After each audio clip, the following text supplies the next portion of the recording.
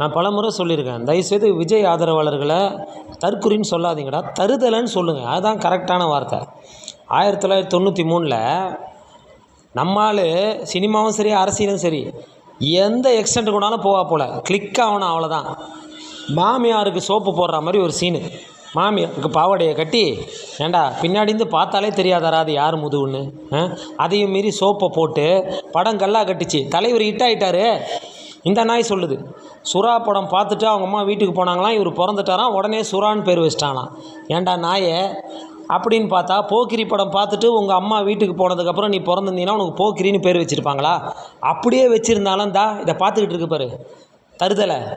அது விஜய் எது பண்ணாலும் முட்டு கொடுக்கும். விஜய் ரசிகன் நீ பண்ணால் முட்டு கொடுக்காதா?